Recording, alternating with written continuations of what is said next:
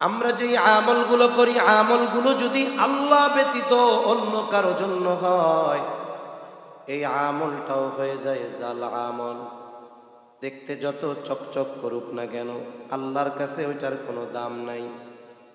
কিয়ামতের দিন আমি আপনি দুনিয়ায় যত আমল করেছি, সব আমল আল্লাহর সামনে হাজির করা হবে।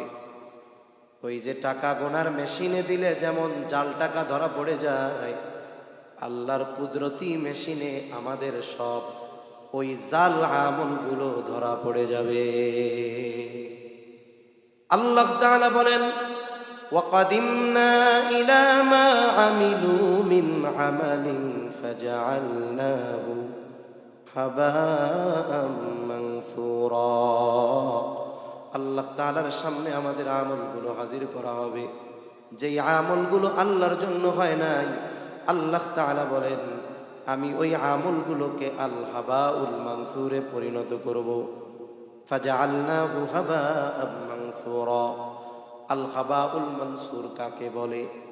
এটা হলো এমন ধূলিকণায় পরিণত করবে, নিশ্চিহ্ন করবে, এটা চোখে দেখা যাবে না, নিশ্চিহ্ন ধুলায় পরিণত করা হবে।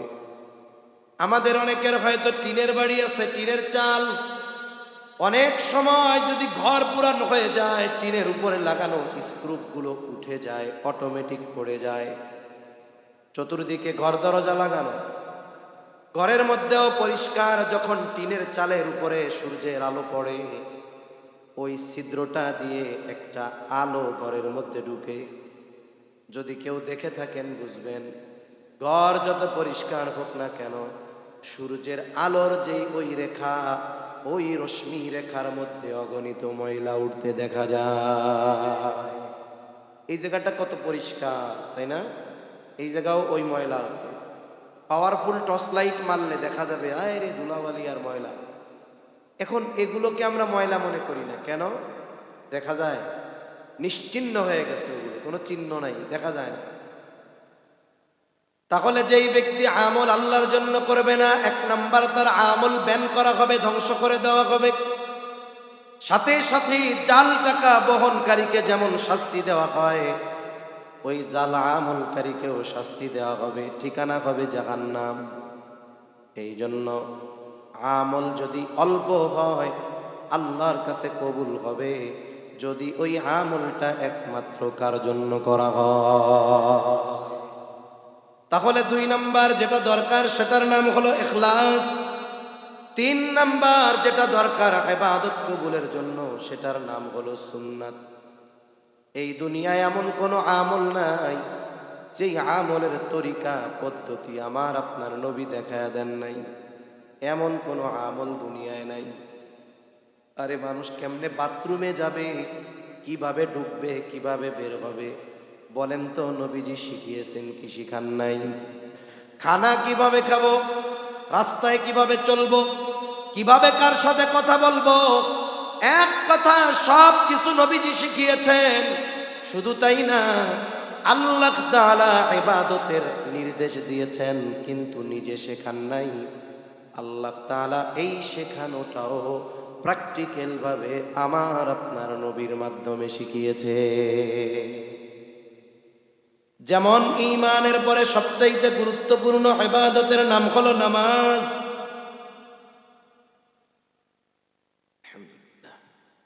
নামাজের আদেশ করেছেন কে? জিমাই যাইতেছেন কে? সবাই মিলে বলেন কে? আল্লাহ। নামাজের আদেশ আছে কোরআনে, তবে নামাজের পদ্ধতি কোরআনে নাই। যদি সারা দুনিয়ার সব আলেমদেরকে শুধু কোরআন হাতে দিয়ে বলা হয়, নবীর সুন্নাত নবীর হাদিস ধরা যাবে না। ফজরের 2 রাকাত নামাজ আমরা যেভাবে পড়ি, সব মাসআলাগুলো এ টু জেড সুস্পষ্টভাবে কোরআন থেকে আয়াত দিয়ে প্রমাণ দিতে হবে। সম্ভব নয়। কেন? কারণ নামাজের আদেশ করেছেন আল্লাহ, আর নামাজের পদ্ধতি শিখিয়েছেন মুহাম্মাদুর রাসূলুল্লাহ সাল্লাল্লাহু আলাইহি ওয়াসাল্লাম। নবীজি বলেন, সল্লু কামা রাআইতুমুনি উসাল্লি। নামাজ কিভাবে পড়বা? আমাকে যেভাবে পড়তে দেখো সেভাবে নামাজ পড়ো। হজের আদেশ কোরআনে আছে না নাই? হজ কিভাবে করবা? নবীজি বলেন খুদু আন্নি মানাসিকাকুম, আমার থেকে শিখে নাও হজ কিভাবে করতে হবে। শুধু তাই না, নামাজের অনেকগুলো ফরজ আছে, বাহিরে ভেতরে 13 ফরজ। ভেতরের ফরজগুলোর মধ্যে একটা ফরজ হলো রুকু করা। কি করা? জোরে কন। যদি একজন সুস্থ মানুষ, আমি তার পাশে নামাজে দাঁড়াইলাম, আমিও সুস্থ, কোনো রোগ নাই। মনে করেন আপনাদের এলাকার মাসলা মাসাইল জানে সবচাইতে কম যেই ব্যক্তি, তার পাশে দাঁড়াইলাম নামাজে। এখন ইমাম সাহেব রুকু দিলেন। রুকু শব্দের শাব্দিক অর্থ হলো ঝুঁকা। এখন রুকু যখন ইমাম সাহেব করছে, আমিও রুকু করেছি, ঝুঁকেছি, তবে কতটুক? মাথা আর একটু বুক। সোজা দাঁড়াইয়া একটু ঝুঁকছি। নামাজ শেষ করার পর আমার পাশে ওই লোক যিনি মাসলা মাসাইল জানেন না, তিনি আমারে জিজ্ঞাসা করবেন, দেখতে তো মোল্লা মোল্লা মনে হয়, অসুস্থ নাকি? বলে না, অসুস্থ। তাইলে নামাজে ইমাম সাহেব রুকু করলো, আপনি রুকু করলেন না কেন? আমি যদি জবাব দেই, চাচা রুকু শব্দের শাব্দিক অর্থ হলো ঝুঁকা, আমি তো একটু ঝুঁকছি। এইবার ওই চাচা বলবে, হুজুর কোরআন হাদিস পড়ছেন, আপনি জানেন না রুকু মানে এতটুকু ঝুঁকলে হবে না, পুরো তালের মতো হয়ে যাওয়া লাগবে, ঠিক কিনা গণ? এই যে রুকুতে গিয়ে পরিপূর্ণ মাজা আর মাথা সমান হয়ে যাবে, একেবারে যদি লাকড়ি রাখা হয় সমানভাবে থাকবে। রুকুতে যে এতটুকু ঝুঁকতে হবে, রুকুর আদেশ কিন্তু দিয়েছেন আল্লাহ। আর কতটুকু ঝুঁকতে হবে, কিভাবে থাকতে হবে, কতটুকু ঝুঁকে থাকতে হবে, আমাদের শিখিয়েছেন মুহাম্মাদুর রাসূলুল্লাহ। এজন্য ইবাদত নিজস্ব পদ্ধতি সিস্টেমে করলে হবে না, তরিকা বা পদ্ধতি লাগবে কার? মুহাম্মাদুর রাসূলুল্লাহ সাল্লাল্লাহু আলাইহি ওয়াসাল্লাম। 4 নম্বর যেই জিনিসটা লাগবে ইবাদত কবুলের জন্য, ইলম লাগবে। ইলম শিক্ষা করা প্রত্যেক মুসলমান নরনারীর উপরে ফরজ। নবীজি বলেন তলাবুল ইলমি ফরিদাতুন আলা কুল্লি মুসলিম, দ্বীনি ইলম শিক্ষা করা প্রত্যেক মুসলমান নরনারীর উপরে ফরজ। প্রথম প্রশ্ন, কতটুকু ফরজ? কেউ কেউ বলেন পরিপূর্ণ দ্বীনের উপরে চলতে যতটুকু ইলম দরকার ততটুকু শেখা ফরজ। আবার কেউ কেউ বলেন না, আল্লাহ তাআলার নির্দেশ, ইয়া আইয়ুহাল্লাযীনা আমানু কু আনফুসাকুম ওয়া আহলিকুম নারা, হে ইমানদারেরা, নিজে জাহান্নামের আগুন থেকে বাঁচো, অধীনস্থদের বাঁচাও। ইমানদার জাহান্নাম থেকে বাঁচবে কেমনে? আল্লাহ তাআলার হুকুম আহকাম আদেশ নিষেধ মেনে চলার মাধ্যমে। অধীনস্থদের বাঁচাবে কেমনে? দুনিয়ার মানুষ কেউ কাউকে জাহান্নাম থেকে বাঁচাইতে পারে না, তবে বাঁচানোর চেষ্টা করবে কেমনে? বলে অধীনস্থদেরকে দিন মানানো পালনের মাধ্যমে। তাহলে কতটুকু দিন শেখা দরকার? নিজে আর অধীনস্থদেরকে দিনের উপরে চালাতে যতটুকু ইলমে দিন দরকার এতটুকু শেখা প্রত্যেক মুসলমান নরনারীর উপরে ফরজ। যদি ইলম না শিখে ইবাদতের অবস্থা কি হবে একটু খেয়াল করেন। নামাজের বাহিরে ভেতরে 13 ফরজ, বাহিরের বা ভেতরের ফরজ সমূহ থেকে যদি একটা ফরজ ছুটে যায়, বলেন তো নামাজ থাকবে না শেষ? এখন যদি কোনো ব্যক্তি এই ফরজগুলো না জানে, যদি তার কোনো ফরজ ছুটে যায়, সে কিন্তু বুঝবে না, টেরও পাবে না। কেন? কারণ নামাজের ফরজগুলো তার জানা নাই। সে জানুক আর না জানুক, বুঝুক আর না বুঝুক, ফরজ ছুটে গেল তো তার নামাজ আর হবে না। নামাজের ওয়াজিব 14টা, যদি কোনো একটা ওয়াজিবও ছুটে যায়, সাজদা দেওয়া লাগবে, না দিলে নামাজ হবে না। এখন আল্লাহর বান্দা নামাজি, নামাজের ওয়াজিব 14টা জানে না। জবান খুলে বলেন তো, যদি ওয়াজিব ছুটে যায় তাহলে কি সে টের পাবে নাকি? টের যদি না পায় সাজদা দিবে না। সাহু সেজদা দিল না, তার নামাজও হলো না। নামাজ ভঙ্গের কারণ 19টি। বলে যে কোনো একটা কারণ যদি পাওয়া যায় তাহলে নামাজ ভেঙে যাবে, কিন্তু নামাজি নামাজ ভঙ্গের কারণ জানে না। কিন্তু নামাজের মধ্যে নামাজ ভঙ্গের কারণ পাওয়া গেছে। বলেন তো এখন তার নামাজ আছে না গেছে? সাথে সাথে তাহারাত সম্পৃক্ত মাসালাগুলো জানতে হবে, গোসলের ফরজ জানতে হবে, ওযুর ফরজ জানতে হবে, ওযু ভাঙ্গার কারণগুলো জানতে হবে। এগুলো জানা ফরজ, শেখা ফরজ। কারণ যদি কারো এইগুলো না জানা থাকে, দেখা যাবে যুগের পর যুগ নামাজ পড়ছে কিন্তু তার নামাজ হয় না। কিন্তু আমাদের মুসল্লিরা এগুলো শিখতে রাজি না। সে যে দোয়ায় কুনুত জানে না, এটা ইমাম সাহেব যায় না ফেলুক, এটা মুসল্লি চায় না। এজন্য সে এগুলো ইমাম সাহেবের কাছে শিখতে চায় না। আমি যে পারি না, এটা লজ্জার বিষয়। সকাল সন্ধ্যা ইমামরে ঝাড়ি মারি, আর ইমাম যদি জানে আমি দোয়ায় কুনুত পারি না, তাইলে আমার কি আর পাওয়ার থাকবে? ঠিক কিনা বলেন? কিন্তু আপনি যে লজ্জায় শিখতেছেন না, ইবাদত যে হচ্ছে না, দুনিয়ায় নাইলে লজ্জা থেকে বাঁচলেন, আখেরাতে শাস্তি থেকে বাঁচা যাবে?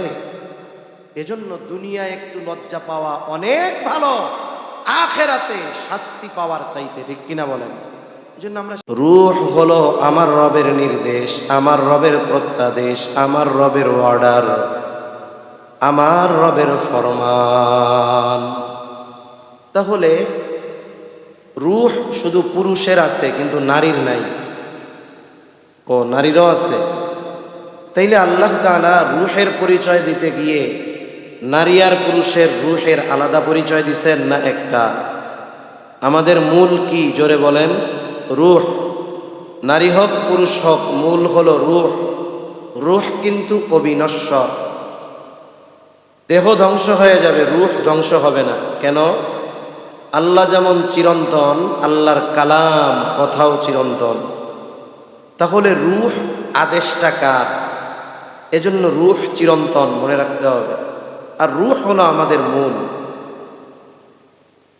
তাহলে আল্লাহ তাআলা পরিচয় দিলেন, হাবিব আপনি বলে দেন, কুলির রূহু মিন আমরি রাব্বি।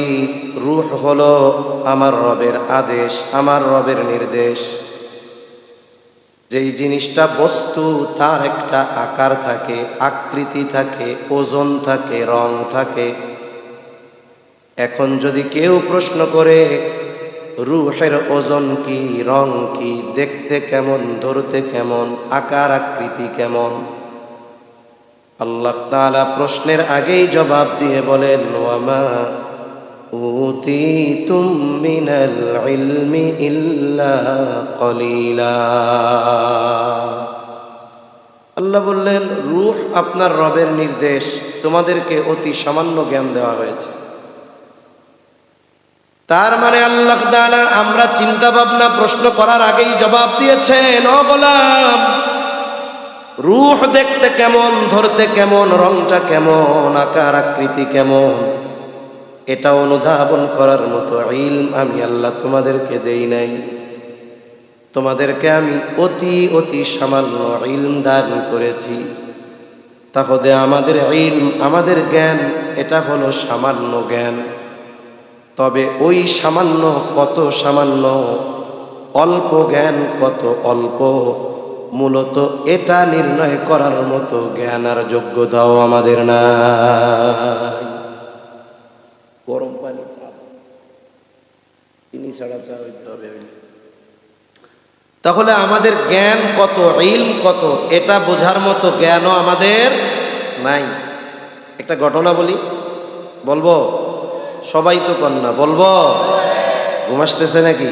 তাকবীর দেন, নারায়ে তাকবীর, নারায়ে তাকবীর। কুরআনুল কারীমে কয়েকটা শিক্ষা সফরের ঘটনা আছে। আমাদের দেশ থেকেও বিভিন্ন school, high school, university, college, আবার অনেক সংগঠন থেকে মাঝে মধ্যে শিক্ষা সফরে যায়।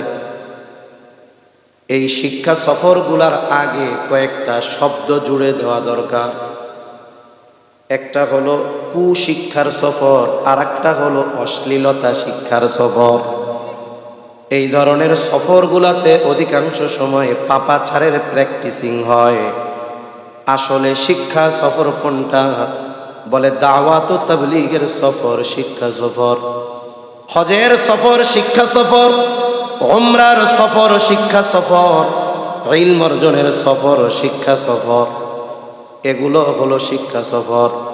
কোরআনুল কারীমে যতগুলো শিক্ষা সফর আছে এর মধ্যে একটা শিক্ষা সফর হলো মূসা আর খিজির আলাইহিমাস সালাম, এই দুইজনের একটা সফর। সূরা কাহফের মধ্যে আল্লাহ তাআলা সুন্দরভাবে দুইজনের সফরের ঘটনা বর্ণনা করেছেন। লম্বা কথা, আমি ওই দিকে যাব না। মূসা আলাইহিস সালাম যখন খিজির আলাইহিস সালামের কিছু শর্ত মেনে সফর শুরু করলেন, প্রথমেই দুইজনে একটা নৌকার মধ্যে আরোহণ করলেন। সমুদ্র পাড়ি দিবেন, নদী পাড়ি দিবেন, নৌকা চলতেছে। হঠাৎ একটা দৃশ্য দুইজনের চোখে পড়ল।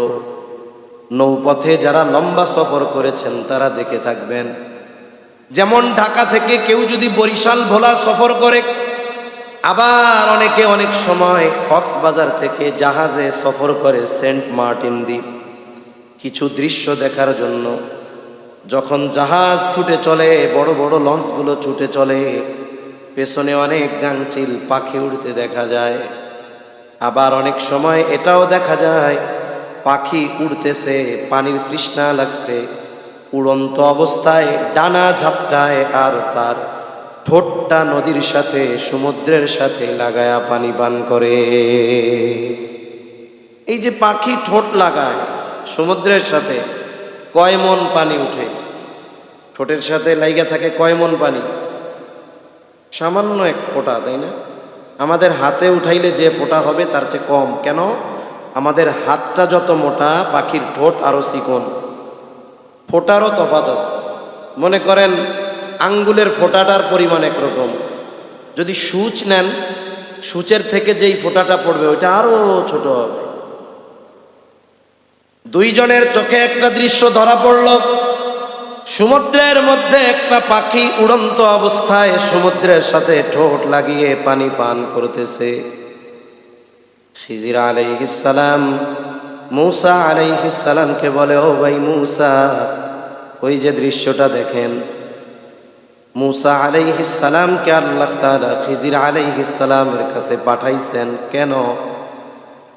মূসা আলাইহিস সালাম একদিন তার উম্মতের মাঝে ওয়াজ করেছেন, বয়ান করেছেন। একজন ব্যক্তি বয়ানের শেষে প্রশ্ন করলেন, সবচাইতে বড় আলেম কে? স্বাভাবিকভাবে আল্লাহ তাআলা যেই নবীকে যেই উম্মতের কাছে পাঠাইছেন, যেই কওম সম্প্রদায়ের কাছে পাঠিয়েছেন, ওই সম্প্রদায় ওই কওমের মধ্যে তিনি সবচেয়ে বড় আলেম, এটা তো নিশ্চিত, কোনো সন্দেহ নাই। এই দৃষ্টিকোণ থেকে মূসা আলাইহিস সালামের জবাব ঠিক, কারণ উনি যখন পয়গম্বর, বনি ইসরাইলের মধ্যে ওনার চাইতে বড় আলেম আর কেউ ছিল না। উনি জবাব দিয়েছেন আমি সবচেয়ে বড় আলেম, কিন্তু আল্লাহ তাআলা চাইছেন ভিন্ন কিছু।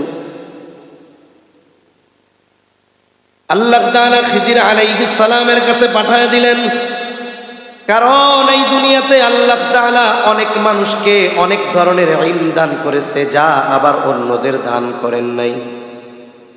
খিজির আলাইহিস সালামকে আল্লাহ তাআলা এমন কিছু ইলম দিয়েছেন যা আল্লাহ মূসা আলাইহিস সালামকে দেন নাই। যাই হোক, লম্বা কথা, বিশ্লেষণ আছে, ওদিকে যাব না। দুইজনেই দেখলো সমুদ্রের সাথে ঠোঁট লাগায়া পানি পান করতেছে একটা পাখি। তার মানে এই সফরটা ছিল ইলম সংক্রান্ত সফর।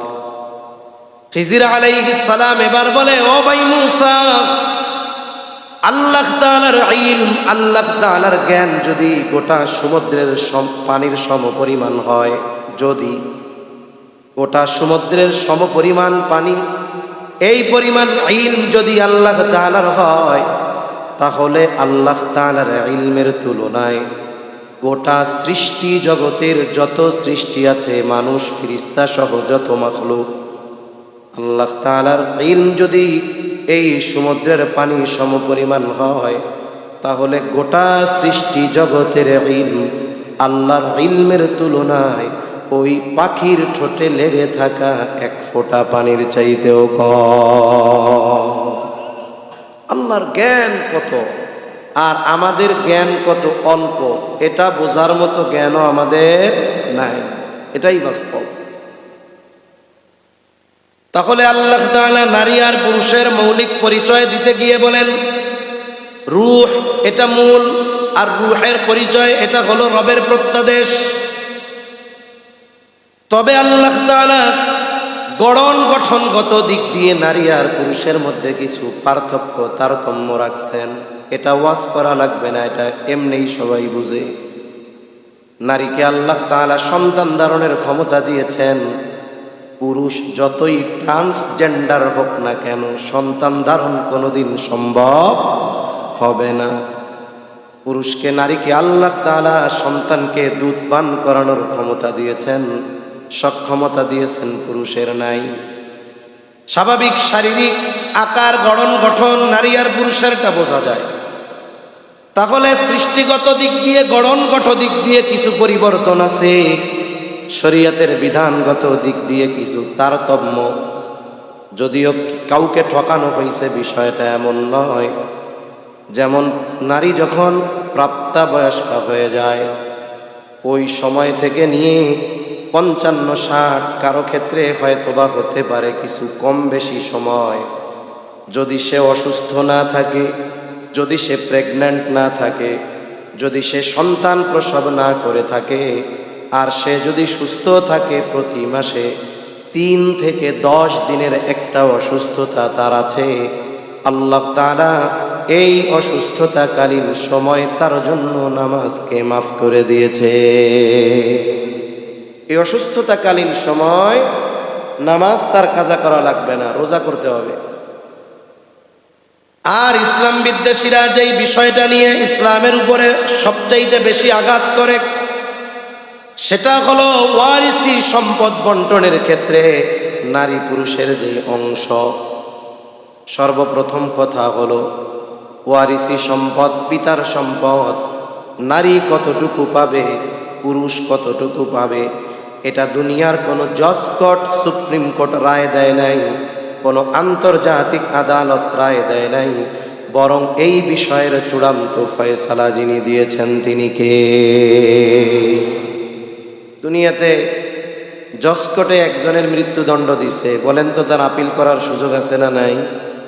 সে সুপ্রিম কোর্টে আপিল করবে। সুপ্রিম কোর্ট যদি আবার রায় দেয়, বলে সে আপিল করতে পারবে। আপিল যদি বহাল থাকে, সে রাষ্ট্রপতির কাছে এবার আবেদন করতে পারবে। কিন্তু আল্লাহ তাআলা যেই ফয়সালা দিয়ে দিয়েছেন ওটাই চূড়ান্ত ফয়সালা। দুনিয়ার কোনো আইন আদালত, গোটা পৃথিবীর সবাই মিলেও আল্লাহ তাআলার ওই সুনির্দিষ্ট ফয়সালা পরিবর্তন করার কোনো অধিকার আর ক্ষমতা রাখে না। আল্লাহ কর্তৃক চূড়ান্ত ফয়সালা। কি ফয়সালা? আল্লাহ তাআলা বলেন ইউসিকুমুল্লাহু ফি আওলাদিকুম লিয-যাকারি মিসলু হাযযিল উনসায়াইন। আল্লাহ তাআলা বলেন ইউসিকুমুল্লাহ, আল্লাহ তাআলা তোমাদেরকে ওসিয়ত করতেছেন। এর দ্বারা আল্লাহ তাআলা চূড়ান্ত ফয়সালা এটা জানায় দিয়েছেন, ফি আওলাদিকুম, তোমাদের সন্তানদের ব্যাপারে, লিয-যাকারি মিসলু হাযযিল উনসায়াইন, সোজা কথায় 2 জন কন্যার সমপরিমাণ সম্পদ পাবে একজন ছেলে। তার মানে একজন ছেলে যেই পরিমাণ সম্পদ পাবে তার অর্ধেক পাবে একজন মেয়ে। বলেন তো এই ফয়সালা যার তিনি কে?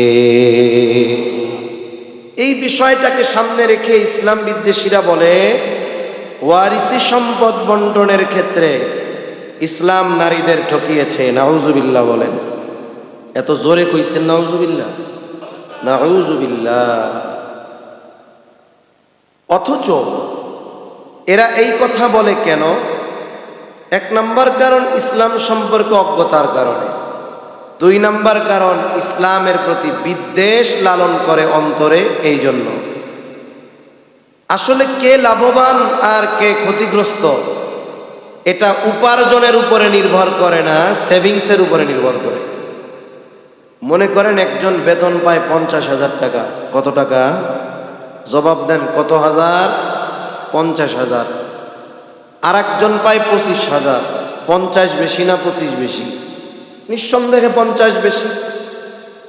কিন্তু যিনি 50,000 পান তার খরচও বেশি, পরিবারের সদস্য বেশি, খরচ বেশি। দেখা যায় কোনো মাসে 50,000 শেষ হয়ে আরো 2, 4, 5,000 কর্জ করা লাগে। আর একজন পায় 25,000, মাস শেষে তার খরচ 15,000, সর্বোচ্চ 20,000। প্রত্যেক মাসে কমপক্ষে 5,000 টাকা তার বেঁচেই যায়, কোনো মাসে বেশিও বাঁচে। বলেন তো, বছর শেষে যদি হিসাব করা হয় কার সেভিংস বেশি, লাভ কার বেশি, 50 ওয়ালার নাকি 25 ওয়ালা? কার লাভ বেশি? 25 ওয়ালা। 25 ওয়ালা লাভবান কেন? খরচ কম, যা পায় তার থেকে টিকে। 50 ওয়ালার লাভবান না কেন? খরচ বেশি। আচ্ছা, আপনাদের যদি জানা থাকে আমার একটু বলবেন, ইসলামী শরীয়তে নারীকে খরচ করতে বাধ্য করেছে অথবা এমন কোন খাত আপনাদের জানা আছে যেই জায়গায় খরচ করা নারীর জন্য ফরজ? জানা আছে? এক জায়গা আছে, এটা হলো যাকাত। কোন জায়গায় আছে? তবে যদি ওই মহিলার স্বামী সামর্থ্যবান হয়, উনিও যাকাত দেওয়ার যোগ্য হয়, জীবনে কোনোদিন নারীরা নিজেরটার যাকাত নিজে দেয় না, স্বামীরে দিয়ে দেওয়ায়। আমি কি উল্টা পাল্টা কথা কইছি কিনা খোঁজ নিয়ে দেখেন। যদি এমন ফ্যামিলিতে 2 জন লোক থাকে, স্বামীরও যাকাত ফরজ, স্ত্রীরও যাকাত ফরজ, দেখবেন স্ত্রীর যাকাতের টাকাটা পরিশোধ করে দেয় কে? স্বামী। এই একটা খাত আছে, যদি সে সামর্থ্যবান হয় তাইলে তাকে দেওয়া লাগে। এটা ছাড়া আর কোনো খাত আছে যে জায়গায় নারীর জন্য খরচ করা ইসলাম ফরজ করে দিয়েছে? নাই। পুরুষের জন্য গুনতে গুনতে লম্বা লিস্টি লাগবে যে তার খরচের খাত কত, ঠিক কিনা বলেন? তাহলে একটা নারীর গোটা হায়াতে কোনো খরচ নাই, এই জন্য যা পায় তা থেকে যায়। আবার সে মোহরানার টাকা পায়, স্বামী মারা গেলে স্বামীর সম্পদে একটা অংশ তার থাকে। একটা নারীর পরিচয় স্বাভাবিকভাবে যদি জীবনযাত্রা ঠিক মতো থাকে তাহলে তার 3 ধরনের পরিচয় হয়। কয় ধরনের? জোরে বলেন। 1 নাম্বার, একজন মেয়ে জন্ম নেওয়ার সাথে সাথে তার মূল পরিচয় হলো সে একজনের কন্যা। এই কন্যার খরচ চালাতে ওই পিতা অভিভাবক বাধ্য। কন্যার খরচ চালাতে পিতা বাধ্য কতদিন? বলে মেয়েটার বিবাহ না হবে যতদিন, 20 বছর বিয়ে হয় না, 25 বছর বিবাহ হয় না, 30 বছর বিবাহ হয় না। বলেন তো, কোনো বাবা কি 30 বছর বয়সী কন্যার যদি বিবাহ না হয়, কোনো বাবা কি তার মেয়েকে এই কথা বলার অধিকার রাখে যে তোমার বয়স 30 হয়ে গেছে, বিবাহ হয় না কেন? তুমি আগামীকাল থেকে আমাকে উপার্জন করে খাওয়াবা? বলেন তো, কোনো বাবা তার মেয়ের বিবাহ হয় না বিদায় 30 বছর হয়ে গেছে, রাগ হয়ে সে বলতে পারবে যে বিয়া হয় না কেন, তোরে আর বসাইয়া খাওয়াইতে পারবো না, তুই আগামীকাল থেকে ইনকাম করে উল্টা আমারে খাওয়াবি? বলার অধিকার আছে বাপে? নাই। কিন্তু ব্যতিক্রম ছেলের ক্ষেত্রে। ছেলের খরচ চালাতে পিতা বাধ্য কতদিন? ছেলে নাবালক থাকবে যতদিন। এখন বালেগ হয় কত বছরে? আহাদ্দুল বুলুগ, বালেগ হওয়ার সর্বশেষ সময়সীমা হলো চন্দ্র তারিখ হিসাবে 15 বছর, ইংরেজি হিসাবে সেটা 14.5 বছর। এটা হলো সর্বশেষ সময়সীমা। কারো কারো ক্ষেত্রে হরমোনাল কারণে 10 বছরেও হয়ে যেতে পারে, 11, 12, 13, 14 হতে পারে। 14.5 বছর ইংরেজি হিসাবে যখন কোনো ছেলের বয়স হয়ে যায়, বলেন তো তাকে নাবালক বলার সুযোগ আছে নাকি? রাষ্ট্রীয় আইনে যা থাকে থাক, এই বিষয়গুলো শরীয়ত রিলেটেড মাসালা। গত বছর কক্সবাজার এক জায়গায় গেছি, ইনানি সি বিচে বড় এক বোর্ডের মধ্যে লেখা 18 বছরের আগে সবাই শিশু। 18 বছরের আগে সবাই শিশু। খুলনা একটা বিভাগীয় শহর।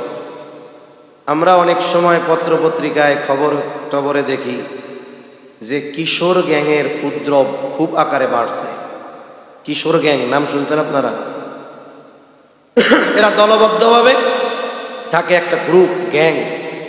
সারা দেশে কিশোর গ্যাংয়ের দৌরত্ব বাড়ছে, ছিনতাই, মারামারি। গত বছর 5 আগস্টের পরে কেরানীগঞ্জের মতো ব্যস্ততম জায়গায় একটা ব্যাংক ডাকাতি হয়েছে দিনের বেলা। ডাকাতি করছে কারা? ওই এলাকার একটা কিশোর গ্রুপ, কিশোর গ্যাং। ধরা পড়ার পরে জানা গেল এইগুলার বয়স সব 13, 14 থেকে 17, 18-র মধ্যে। বলেন রাষ্ট্রীয় সংজ্ঞা অনুযায়ী এরা কি? নাক টিপ দিলে দুধু বের হয়। কিন্তু কামডা করছে কি? খালি ডাকাতি কয় না, ব্যাংক ডাকাতি। কি ডাকাতি? ব্যাংক ডাকাতি। ওনারা যদি 18 বছরের বয়স কম আর ওনারা যদি শিশু হয়, কোন মানের শিশু চিন্তা করেন। যে ওনারা প্ল্যানিং কইরা অস্ত্র শস্ত্র নিয়ে ব্যাংক ডাকাতি করতে চলে যায়। এর দ্বারা কি হয় জানেন? এর দ্বারা রাষ্ট্রীয়ভাবে এই 18 বছরের কম যারা, এদের অপরাধের বৈধতা দেওয়া হচ্ছে। কারণ 18 বছরের পরে একটা ছেলে যদি মার্ডার করে ফেলে, ওর ফাঁসি হতে পারে। কিন্তু বয়স যদি 17 বছর 362 দিন হয়, তার মানে 3 দিন কম, ওর শাস্তি 4 ভাগের 1 ভাগও হবে না। ওরে শিশু বলে সেফ হোমে নিয়ে যাবে, ওইখানে 10-12 বছর আরামায়েশে জীবনযাপন করে এরপরে বের হয়ে যাবে। তার মানে কি হলো?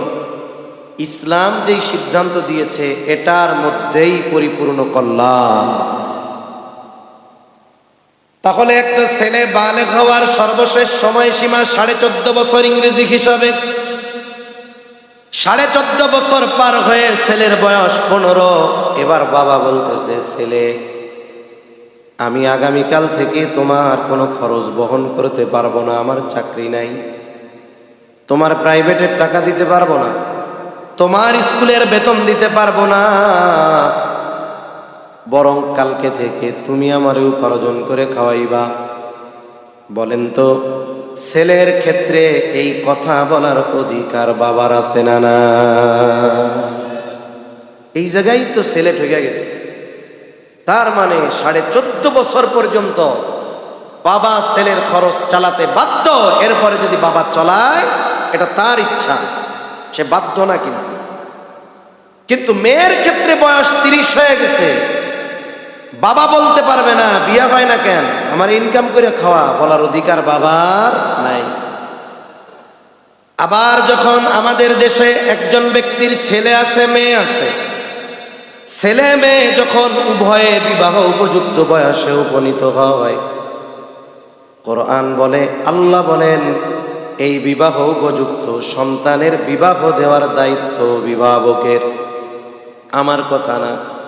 আল্লাহ তাআলা কোরআনুল কারীমের মধ্যে বলেন, ওয়াআনকিহুল আয়ামা মিনকুম ওয়াস-সালিহিনা মিন ইবাদিকুম ওয়া ইমাইকুম ইন ইয়াকুনু ফুকারা ইউগনিহিমুল্লাহ। আয়াতের সার কথা, মূল কথা হলো, তোমাদের অধীনস্থ যারা বিবাহ উপযুক্ত আছে, ছেলে হোক মেয়ে হোক আর যা হয় হোক, বিয়া দিয়ে দাও। আদেশটা কার?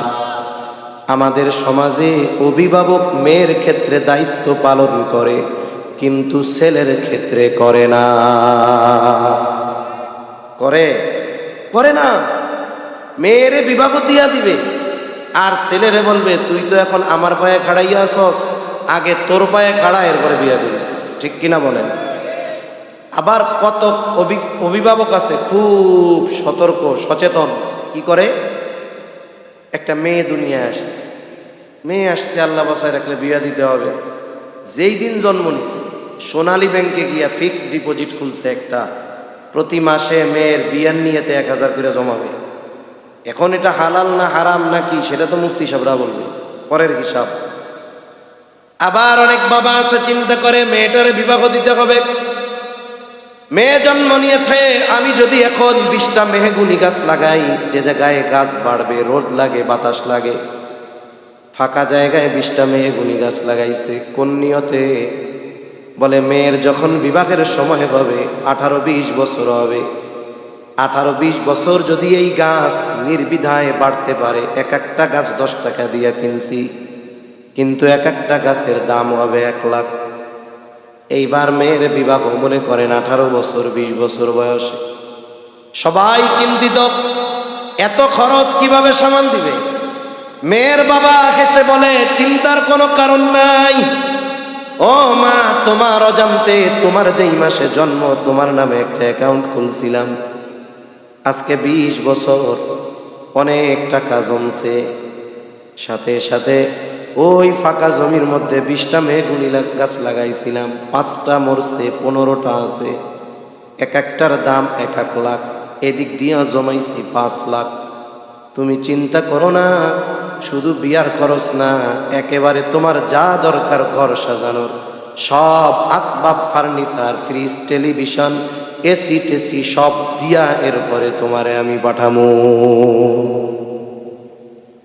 ছেলে বেচারা 20 বছর বয়স হয়ে গেছে, নিজে তো আর বিবাহের কথা বলতে পারে না।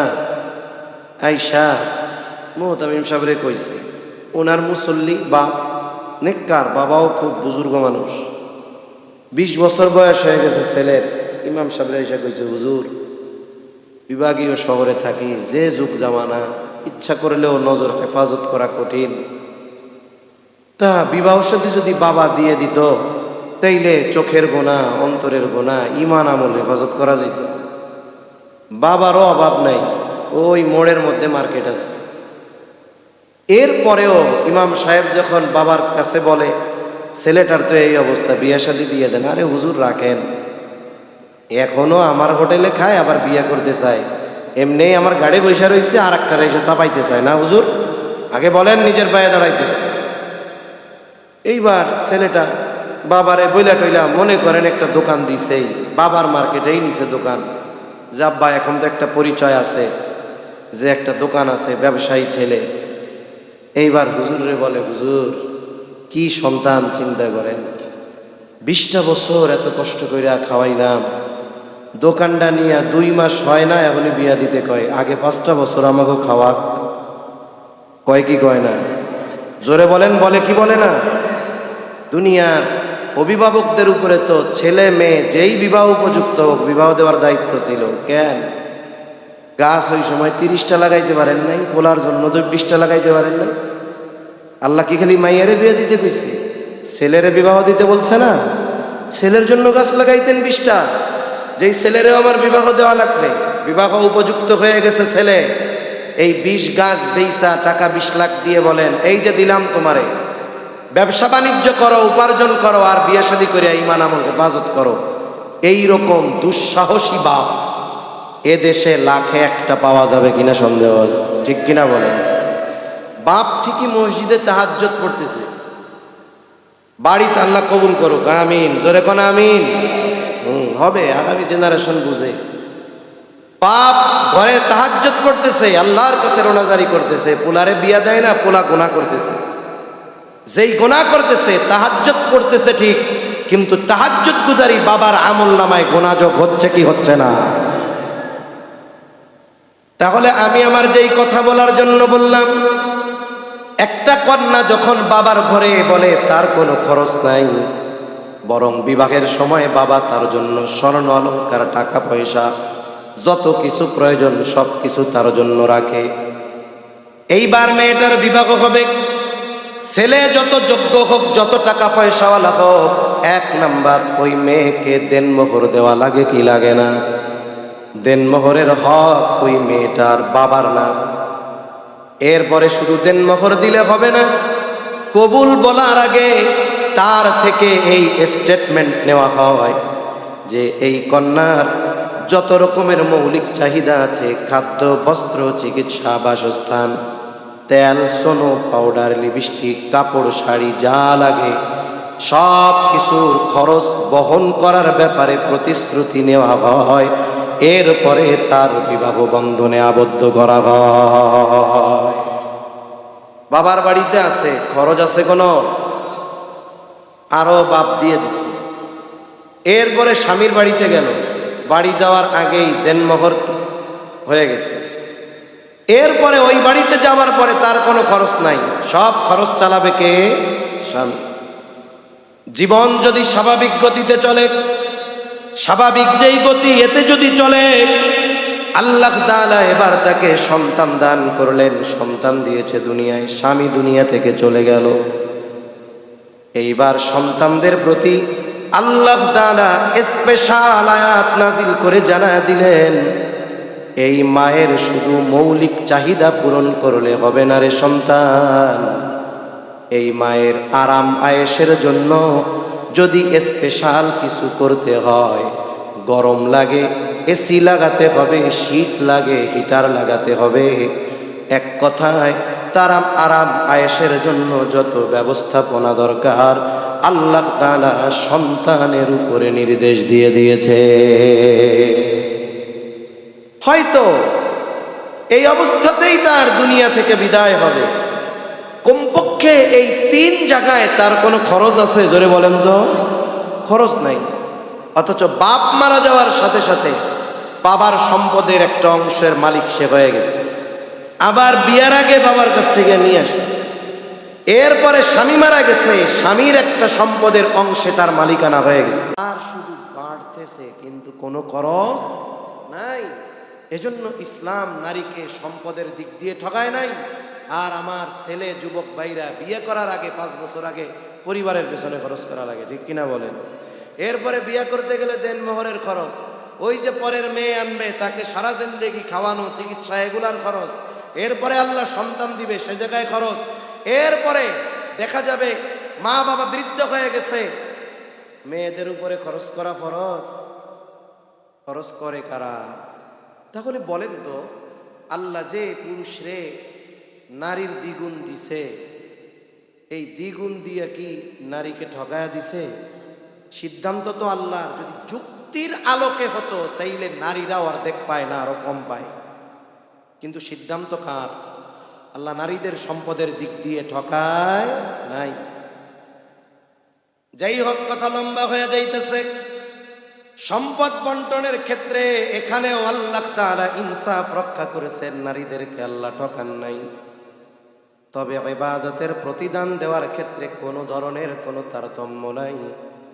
আল্লাহ তাআলা জানায় দেন, মান আমিলা সালিহাম মিন যাকারিন আও উনসা ওয়া হুয়া মুমিন, যেই নারী অথবা পুরুষ আমলে সালেহ করে, আমলে সালেহ, ওয়া হুয়া মুমিন, আর সে মুমিন, আল্লাহ তাআলা বলেন ওই ইমানদার নারী আর পুরুষের নেক আমলের বদৌলতে আল্লাহ তাআলা তাদেরকে 2 ধরনের পুরস্কার প্রদান করবে। শুরুতে মুসলিম শরীফের যেই হাদিসটা শুনেছিলাম, যে ইমানদার যদি নেক আমল করে আল্লাহ তাআলা নেক আমলের প্রতিদান কিছু দুনিয়ায় দেন, আখিরাতে পরিপূর্ণ দিবেন। পুরস্কারও 2 ধরনের, কিছু দুনিয়ায় আর কিছু আখিরাতে। তবে শর্ত কি? নেক আমল তো আমলে সালেহ তখন হবে, 1 নাম্বার শর্ত যখন তার ঈমান থাকবে। তাহলে আমল আল্লাহর কাছে কবুল হওয়ার জন্য, আমলের মাধ্যমে দুনিয়া আখিরাতে প্রতিদানের জন্য 1 নাম্বার শর্ত শিরিক মুক্ত ঈমান। 1 নম্বর শর্ত কি? জবান খুলে বলেন, শিরিক মুক্ত ঈমান। সাথে সাথে আর কয়েকটা বিষয় আছে, অল্প সময়ের মধ্যে কথা শেষ করব ইনশাআল্লাহ। ঈমানের পরে যেই জিনিসটা ইবাদত কবুল হওয়ার জন্য দরকার সেটার নাম হলো ইখলাস। তার মানে আমি আপনি যেই আমল করব, ছোট হোক কিবা বড় হোক, বলেন তো কার খুশির জন্য, কাকে দেখানোর জন্য? আমি যদি কোনো ইবাদত দুনিয়ার মানুষকে দেখানোর জন্য আর খুশির জন্য, খুশি করার জন্য করি, তাহলে ওই ইবাদত হবে জাল ইবাদত। জাল টাকার যেমন দাম নাই, জাল ইবাদতেরও তেমন দাম নাই। মনে করেন একজন ব্যক্তি ব্যাংকে গেছে 1,00,000 টাকার একটা বান্ডিল নিয়ে, সব জাল। ও চিন্তা করছে যদি কোনো মতে পাড়ি দিয়ে আমার অ্যাকাউন্টে অ্যামাউন্টটা লেখাতে পারি, তাইলে জাল টাকা দিয়ে একেবারে বৈধ 1,00,000 টাকার মালিক আমি হয়ে যাব। এইবার লোকটা 1,00,000 টাকার জাল বান্ডিল নিয়ে গেছে ব্যাংকে। ব্যাংকের ক্যাশিয়ার যিনি, তিনি টাকা হাতে নিলেন। এখন টাকা গোনার জন্য মেশিন আছে না নাই? বলেন তো, এই মেশিন শুধু টাকা গুনে নাকি জাল নোট হলেও বলে দেয়? জাল নোট হইলে টের পায় না? টের পায়। ঘুম আসতেছে নাকি? তাকবীর দেন, নারায়ে তাকবীর, নারায়ে তাকবীর, মাশাআল্লাহ। একটা টার্গেট দিয়া দেয়, কারণ উদ্দেশ্যহীন চলা, এটা মাইন্ডকে সেট আপ করা যায় না। যাদের সেট আপ করা সম্ভব, আমার ঘড়িতে 10টা 20 বাজে, 10টা 40, 20 মিনিট থাকা যাবে না ইনশাআল্লাহ? আমার ঘড়ির 10টা 40, ইনশাআল্লাহ আমি বয়ান শেষ করে দিব। ও 11টা 20, ও অনেক রাত, আমি তো 10টা 20 ভেবে বসে আছি। 10টা 20, 10টা 40, ইনশাআল্লাহ 11টা 40 আবার বলেছি। তার মানে ঘুম মনে হয় হুজুরের আইছে। এরপরে জাল নোট নিয়ে যখন গেছে, মেশিনে যখন দেয়, মেশিন সিগন্যাল কি দেয় যে নোট কিন্তু জাল। এইবার ক্যাশিয়ার পাশের জন্য ইশারা দিলেন, ও ভাই জাল কারবারির লোক আসছে, থানায় একটু খবর দেন। মুহূর্তের ভিতরে ফোর্স এসে হাজির। জাল টাকা বহনকারী যে, তারে গ্রেফতার করা হলো। বলেন তো, এই 1,00,000 টাকার জাল নোট, এটা কি ব্যাংকের ভল্টে রাখা হবে নাকি নষ্ট করে ফেলা হবে? তাহলে এই জাল 1,00,000 টাকা বাতিল, সাথে সাথে এই নোট যে বহন করেছিল তার শাস্তি আছে না নাই? এই জন্য আমরা শিখবো। আপনি যদি ফারুকিয়া মাদ্রাসার মুহতামিম সাহেবরে বলেন যে হুজুর, আমরা তো ইবাদত করি, মাসলা মাসাইল গুলো তো জানি না, আমাদেরকে এশার পরে অথবা ফজরের পরে 15 মিনিট, 20 মিনিট বা আধা ঘন্টা ধারাবাহিকভাবে একেবারে ইমাম থেকে নিয়ে যে মাসালাগুলো দরকার সব কিছু একটু শেখানোর ব্যবস্থা করেন। মুহতামিম সাহেব কি বলবে, না না না খুব ব্যস্ত, আমরা পারবো না, বলবে নাকি? কিন্তু আমরা শিখতে চাই না, আমাদের ইচ্ছা নাই। ওই যে চিন্তা করি, গরম কথা কই, আমি যদি পারি না এটা জানে, তাইলে আমার ইজ্জত থাকবে? সেজন্য ইজ্জত বাঁচাইতে গিয়া, দুনিয়ায় সম্মান বাঁচাইতে গিয়া আখেরাতে শাস্তি পাওয়া, এটা বোকামি ছাড়া আর কোনো কিছু নয়। 5 নাম্বার, অবশ্যই হালাল খাবার খেতে হবে। খাবার শুধু হালাল হলে হবে না, উপার্জনটাও কিন্তু হালাল হতে হবে। অনেকে খাবার হালালের ব্যাপারে যতটা সচেষ্ট, উপার্জনের ব্যাপারে এতটা সচেষ্ট নয়। এজন্য অনেক সময় দেখা যায় মানুষ এমনও করে, পকেটের মধ্যে এক বান্ডিল টাকা, হয়তো ঘুষের টাকা, নয়তো সুদের টাকা, নয়তো অন্য কাউকে ঠকিয়ে অন্যায়ভাবে আনা টাকা। বাজারে গিয়েছে, কাঁচা বাজার, বিশাল বড় এক গরু জবাই হইছে। চিন্তা করতেছে আগামীকাল শবে বরাতের রাত, পরিবারের একটু ভালো মন্দ খাওয়ানোর দরকার, ফজিলতময় রাত, 10 কেজি গোশত কিনবো।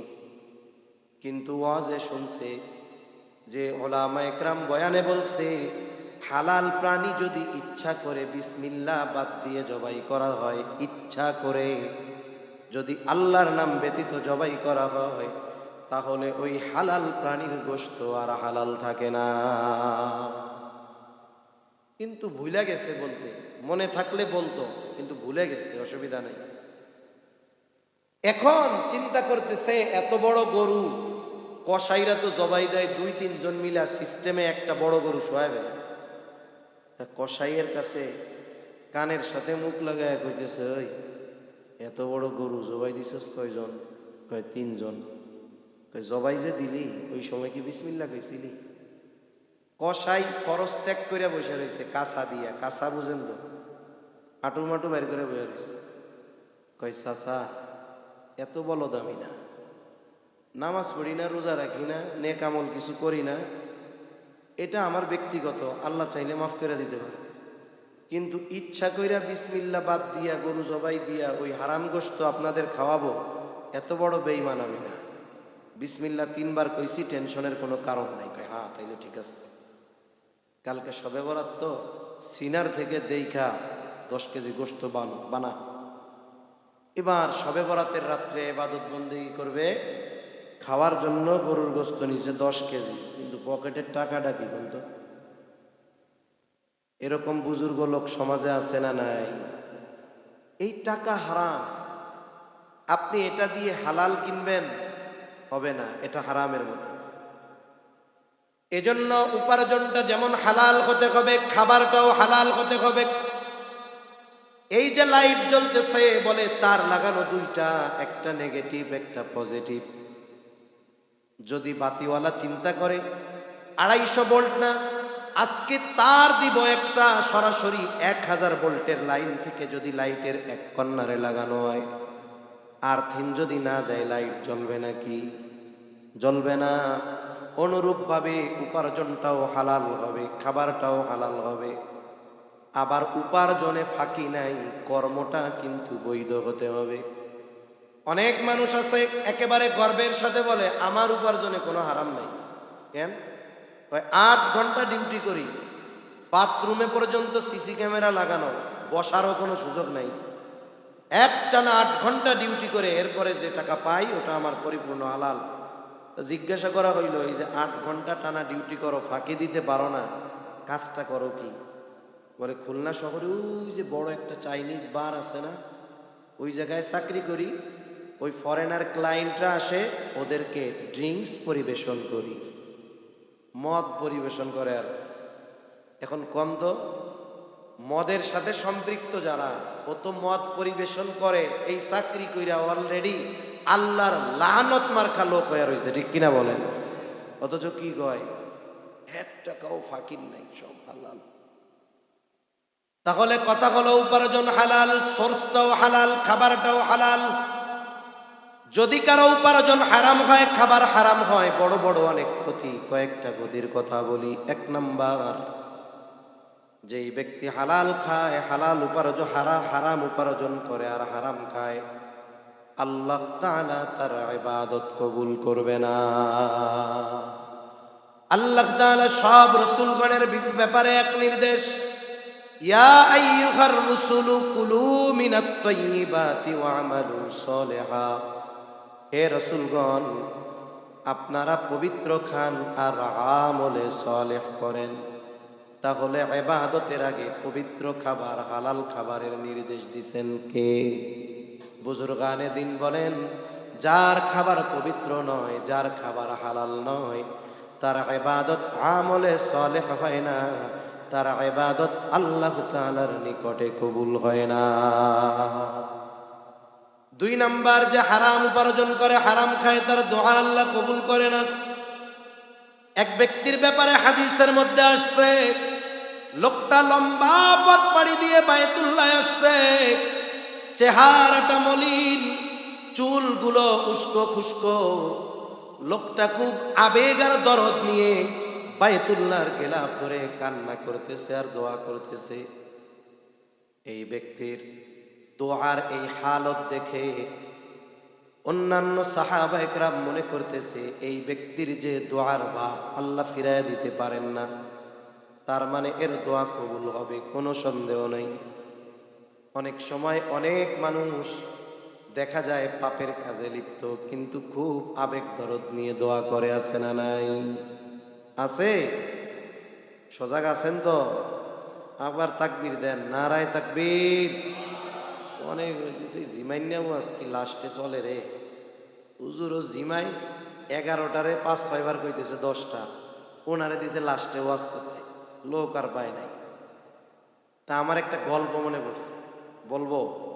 2-4-5 মিনিট বেশি হইলে কষ্ট নিয়েন না, 40 বেজে গেছে। বাংলাদেশের একজন নামকরা নায়ক আছে, এর নাম হইল শাকিব খান।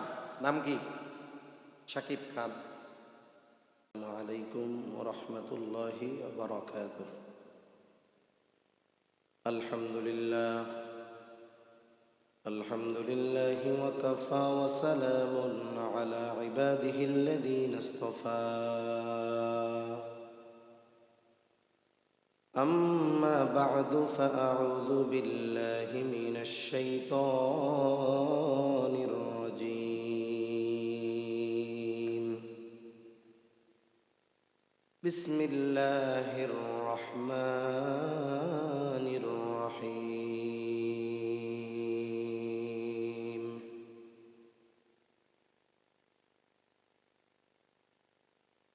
من عمل صالحا من ذكر أو أنثى وهو مؤمن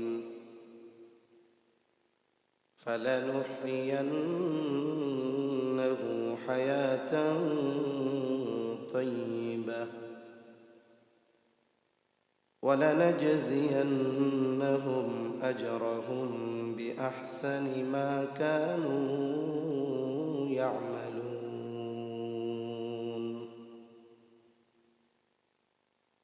وقال رسول الله صلى الله عليه وسلم: أخلص دينك يكفك العمل القليل، أو كما قال النبي صلى الله عليه وسلم. صدق الله العلي العظيم وصدق رسوله النبي الكريم، ونحن على ذلك لمن الشاهدين والشاكرين، والحمد لله رب العالمين. سبحانك لا علم لنا إلا ما علمتنا إنك أنت العليم الحكيم. اللهم صل على محمد وعلى آل محمد كما صليت على إبراهيم وعلى آل إبراهيم إنك حميد مجيد. اللهم بارك على محمد وعلى آل محمد كما باركت على إبراهيم وعلى آل إبراهيم إنك حميد مجيد. الحمد لله. ঐতিহ্যবাহী খুলনা জেলার অন্তর্গত জামিয়া ফারুকিয়া দারুল আরকাম মাদ্রাসার হাফেজ ছাত্রদের দস্তরবন্দি উপলক্ষে 2 দিনব্যাপী 51তম বার্ষিক ওয়াজ মাহফিলের প্রথম দিবসের সম্মানিত শ্রদ্ধেয় সভাপতি, আমন্ত্রিত উলামায়ে কেরাম, সামনে উপস্থিত মুরব্বিয়ানে কেরাম, সমবয়সী যুবক বন্ধু, স্নেহের ছোট ভাই, মাইকের আওয়াজ যত দূরে যায় নিজ নিজ স্থানে অবস্থানরতা সম্মানিতা শ্রদ্ধেয়া মা ও বোন, আল্লাহ তাআলার দরবারে অগণিত শুকর যে মহান মালিক হায়াতে বরকত দিয়ে সুস্থ রেখে মুফতি ইব্রাহিম খলিল বিক্রমপুরী হাফিজাহুল্লাহ হযরতের সুললিত কণ্ঠে খুবই গুরুত্বপূর্ণ কথা আপনারা শ্রবণ করেছেন। সেই ধারাবাহিকতায় কিছু দ্বীনি কথা মুযাকারা করবার লক্ষ্যে পবিত্র কোরআনুল কারীমের একটি আয়াত ও রাসূল আকরাম সাল্লাল্লাহু আলাইহি ওয়াসাল্লামের অগণিত হাদিস থেকে একটা হাদিস পাঠ করেছি। আল্লাহ তাআলার কাছে তৌফিক চাই, আল্লাহ তাআলা কিছু কথা বলার তৌফিক দেন যেগুলো আমাদের সবার দুনিয়া এবং আখিরাতের জন্য কল্যাণকর হয়, সকলে জবান খুলে বলি আমিন। 2 দিন ব্যাপী মাহফিলের আজকে প্রথম দিবস, প্রথম রজনী। আগামীকালও আপনারা আসবেন, আপনাদের সাথে আরও কিছু ভাই আসবে। এজন্য বেশি রাত আপনাদের কষ্ট দেওয়া আমার উদ্দেশ্য না। এরপরেও এত দূর থেকে আসছি, 1 ঘন্টার কম কি কথা বলা যায়? তাইলে 1 ঘন্টা বা তার আশপাশ 2, 4, 5, 7 মিনিট কম বেশ ধৈর্যের সাথে থাকার মতো ধৈর্য কার নাই? একটু হাত উঁচা করেন। ধৈর্য আছে সবার? আলহামদুলিল্লাহ। ওই যে একজন সত্য কথা বলছে, আল্লাহ ওনারে কবুল করুক। 1 ঘন্টা উনি বসে থাকবে না, উনি সত্য কথা বলছে। তার মানে দেখেন, এরপরে অনেকে শরীরী ওজর ছাড়া উঠবে, তাহলে তাদের কথা কি হবে? বুঝুক আর না বুঝুক, সেজন্য একটু ধৈর্যের সাথে থাকবো তো ইনশাআল্লাহ। তো যে মহান মনিব আমাদের এখানে আসার, বলার, শ্রবণ করবার তৌফিক দান করলেন, সে মহান মনিবকে খুশি করার জন্য জবান থেকে বলি, জবান খুলে বলি আলহামদুলিল্লাহ। অগণিত দুরুদ ও সালাম সৈয়দুল আম্বিয়া, আশরাফুল আম্বিয়া, খাতামুল আম্বিয়া, ইমামুল মুরসালিন, রহমাতুল লিল আলামিন মুহাম্মদুর রাসূলুল্লাহ সাল্লাল্লাহু আলাইহি ওয়াসাল্লামের উপর। আমি যে আয়াতখানা আপনাদের খেদমতে তিলাওয়াত করেছি, এই আয়াতের মধ্যে আল্লাহ তাআলা নারী অথবা পুরুষ যদি ইমানদার হয় আর নেক আমল করে, তাহলে আল্লাহ তাআলা ওই নারী আর পুরুষকে 2 ধরনের পুরস্কার দেওয়ার ঘোষণা দিয়েছেন। ইমানদার নারী পুরুষ যদি নেক আমল করে, তাহলে পুরস্কার কয় ধরনের? জবান খুলে বলেন। 2 ধরনের। সহিহ মুসলিমের মধ্যে আসছে, হযরত আনাস রাদিয়াল্লাহু তাআলা আনহু থেকে বর্ণিত, সৎকর্মের প্রতিদান এই শিরোনামে রাসূলুল্লাহ সাল্লাল্লাহু আলাইহি ওয়াসাল্লাম বলেন, যখন কোনো ইমানদার নেক আমল করে, হোক নারী বা পুরুষ, আল্লাহ তাআলা এই ইমানদারের নেক আমলের কিছু প্রতিদান দুনিয়ায় দেন, পূর্ণ প্রতিদান আখিরাতে দিবেন। এই দুনিয়াতে বেঈমান যারা, এরাও কিছু ভালো কাজ করে, মানুষের উপকার করে, দান সদকা করে, রাস্তা ঘর কাপড় চাপড় এগুলো মানুষকে দেয়, বানায় দেয়, রাস্তা ঘর বানায় দেয়। এই যে তারা যে ভালো কাজ করতেছে, নবীজি বলেন তাদের এই ভালো কাজের প্রতিদান যা দেওয়ার আল্লাহ দুনিয়ায় দিয়ে দিবেন। আখিরাতে যদি নেক কাজের প্রতিদান পেতে হয়, তাহলে ঈমান লাগবে, কোনো সন্দেহ নাই। আল্লাহ তাআলা আখিরাতে আমাদের নেক আমলের পূর্ণ প্রতিদান দিবেন। আল্লাহ বলেন, ওয়া ইন্নামা তুওয়াফাউনা উজুরাকুম ইয়াউমাল কিয়ামা। কিয়ামতের দিন আমরা দুনিয়ায় যে কর্মগুলো করেছি তার পূর্ণ প্রতিদান দিবেন কে? আল্লাহ। তবে পাপের কাজ, গুনার কাজের ক্ষেত্রে আল্লাহ সুবহানাহু ওয়া তাআলা যদি চান, ওই পাপের কারণে দুনিয়াতেও কিছু শাস্তি দিবেন, আখিরাতেও দিবেন। ইমানদারের ব্যাপারে যদি আল্লাহ চান, দুনিয়াতে দিতেও পারেন, নাও পারেন, আখিরাতে আল্লাহ মাফ করে দিতে পারেন। সেই ক্ষমতা আল্লাহর আছে না নাই? আর যারা বেঈমান, তাদের পাপের কারণে আল্লাহ তাআলা দুনিয়াতে শাস্তি দেন আর না দেন, আখিরাতে তাদের পাপের পূর্ণ শাস্তি দিবেন কে? আল্লাহ। এখানে আল্লাহ তাআলা নারী আর পুরুষের ইবাদতের প্রতিদান ঘোষণা করে কোনো তারতম্য করেন নাই।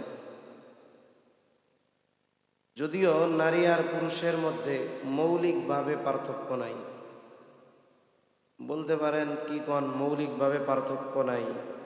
আগে জানতে হবে যে আমাদের মূল কি। একটা মানুষ দেখতে যত সুন্দর হোক, গড়ন গঠন যত ভালো হোক, শিক্ষাগত যোগ্যতা যত বেশি হোক, ধন সম্পদ পদ পদবী যত বেশি থাকুক না কেন, বলেন তো লোকটার এই দুনিয়ায় পাওয়ার মূল্য কতক্ষণ? বলে দেহের সাথে রূহ আছে যতক্ষণ।